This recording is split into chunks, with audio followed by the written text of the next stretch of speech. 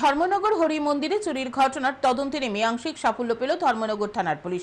গ্রেপ্তার এক চোর, উদ্ধার চুরি যাওয়া স্বর্ণালঙ্কার সহ বেশ কিছু সামগ্রী।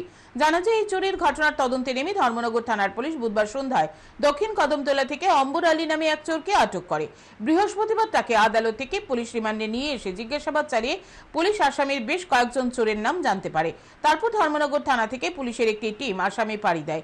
অসম পুলিশের সহযোগিতা নিয়ে এক চোরের ভাড়া বাড়িতে হানা দেয় ত্রিপুরা পুলিশ। সেই বাড়ি থেকে উদ্ধার হয় চুরির বেশ কিছু সামগ্রী সহ চুরিকাণ্ডে ব্যবহৃত যন্ত্র, কাটার মেশিন, সোনা গলানোর মেশিন ইত্যাদি। উদ্ধার হয় হরি মন্দির থেকে চুরি যাওয়া বেশ কিছু সামগ্রী। তার মধ্যে রয়েছে স্বর্ণালঙ্কার, বাসনপত্র, নগদ অর্থ সহ অন্যান্য সামগ্রী।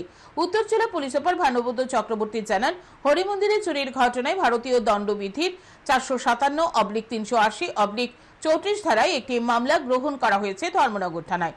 এই মামলায় অম্বর আলী নামে এক চোরকে আটক করা হয়েছিল। তাকে জিজ্ঞাসাবাদ চালিয়ে পুলিশ আসাম থেকে বেশ কিছু সামগ্রী উদ্ধার করেছে।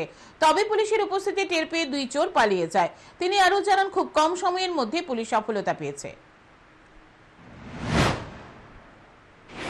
আসাম পুলিশের সাহায্য নিয়ে যে চুরের ভাড়াঘর থেকে এই যে আপনাদের সামনে এই যে জিনিসগুলি আছে, এর মধ্যে কিছু কিছু জিনিস আছে হরি মন্দির থেকে চুরি গিয়েছিল এবং কিছু কিছু জিনিস আছে হরি মন্দিরের চুরির ঘটনাতে তারা ইউজ করেছিল, যেমন এই যে কাটা টাটা যেগুলি আছে, আমরা এগুলি উদ্ধার করে নিয়ে এসে গেছি।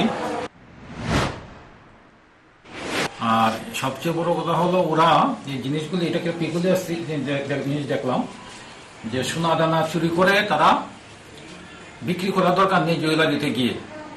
তাদের কাছে মেশিন আছে, তারা সেগুলোকে গলিয়ে তারপরে তারা বিক্রি করবে। এই জিনিসটা পাওয়াতে আমাদের অনেকটা সুবিধা হয়েছে।